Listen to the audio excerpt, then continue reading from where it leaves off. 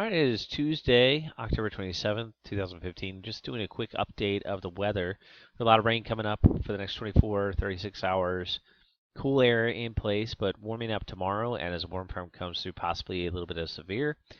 A cool weekend, but not a extremely cold weekend for Halloween. And then a warm up that we'll see in early November.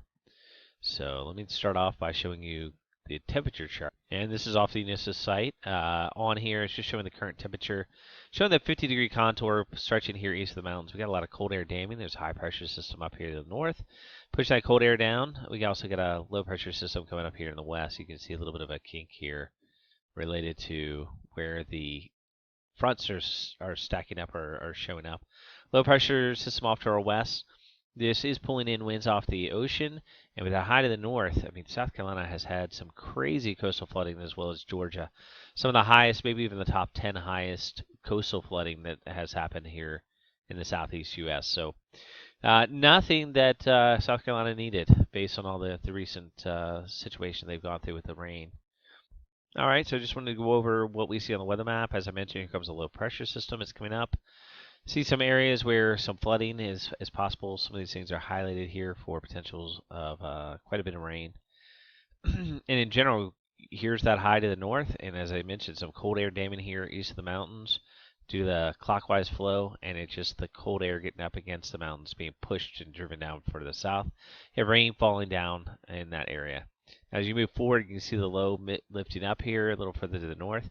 You also see this warm front advancing north. This is what we need to watch out because as you get south of this and east of this on the system, you could get into some severe weather. You can see some highlights here showing this potential for some more convective-related precipitation.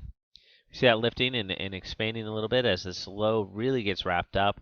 This is once Patricia, the remnants of it, get wrapped up into the storm. You get a really strong joining up of low pressure systems here. So what you're seeing is the capability of all this to link up and then cold air mixing here on the backside. And yep, there's snow that's going to break out in North Dakota. That's not atypical for this time of year to see cold enough for some snow.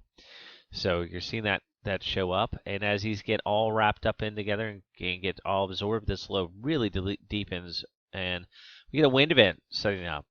We also moved north, or the warm front has moved north of us, putting us in a little more favorable area for potential of severe weather.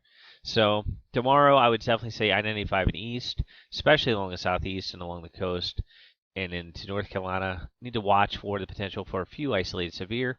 There is some shear just because this low is so strong. And the setup, I've seen this before, especially where the low is set up and just the way things are set up, that some quick spin-up tornadoes are not out of the question. But I'd definitely say I-95 and east is your bigger threat. So we move forward and we now get everything kind of all lining up. This cold air is on its way for us. Cool air behind it. You see the snow up here in the upper parts of the United States. And so we move and that's pretty much what's happening. But this is going to be a low pressure. It's going to pull in cooler air. You also see the isobars stacking up. So some windy conditions are definitely in our future. So going out to the more 3 to 7 days. So this is after this piece. Just go to our full color map here. So here comes a high pressure system after these fronts are moving all through. It's going to cool us down pretty substantially. And so we're going to see a couple days of cooler air, and that's not atypical either. The northeast could see some lake effect snow again initially, but then it should cut off. This just looks clear sailing. I mean, we've got a really pretty day coming up Friday and into Saturday. So,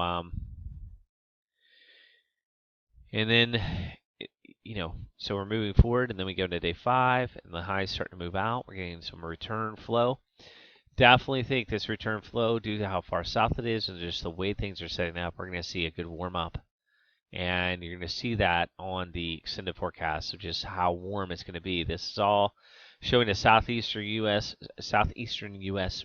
ridging, a high pressure return flow, southerly winds, 60s, 70s, maybe some 80s down here in the far south. Not out of the question, even as we head into a cooler time of year. So in line with that, here we're looking at the 6 to 10 day temperature outlook by the Climate Prediction Center. And sure enough, due to those southerly winds, you're seeing a lot of above normal to very confident that it's going to be really above normal temperatures here. Really high percent chance, or at least a estimate here that it's going to definitely be above normal, and that's going to continue even into the 8 to 15 day. You're going to see here too that on the west coast there's cool down. The troughiness on the west coast, you're going to get the raging on the east. Good news for winter lover people like myself. Not atypical to see this happen this time of year, and so nothing to be too alarmed about in November. The good news, I think, is that this is still transient. We're seeing some changes in the movement and evolution of air masses, so it's just a battle lines and battling of these temperatures moving back and forth.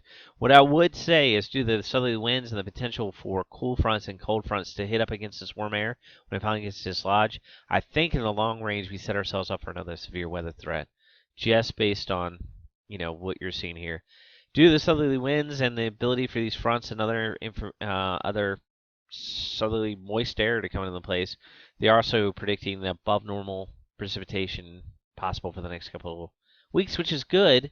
And if we look, I'll go show you the drought situation in our region is definitely decreased, which is good news.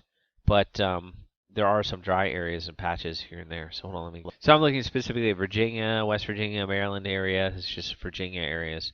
There is some dryness here that you see in West Virginia and the far western part of Maryland. We have had several weeks here. We haven't had a lot of rain, even though we had a ton at the beginning of the month. It kind of ended up being dry for the last couple of weeks, so this is good news.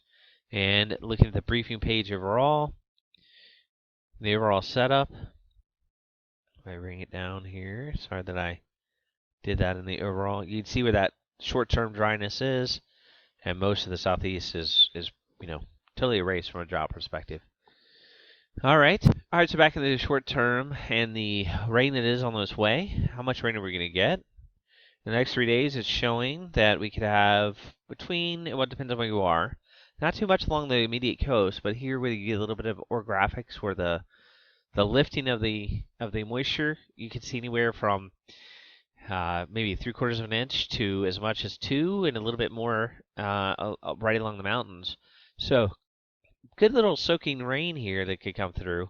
Again, not terrible thing to have this time of year. As I said, we've been in somewhat dry for the last couple of weeks. But that's over the next 3 days. And as I mentioned, the weekend looks pretty good, cool, and a good trick-or-treating weather. And that's pretty much what I wanted to share. Just letting you know that we're going to get some rainy weather. There's a potential of some severe tomorrow. I didn't show, but there was a highlight of about a 5% chance of a tornado in the area. I would think wind threats a little more possible.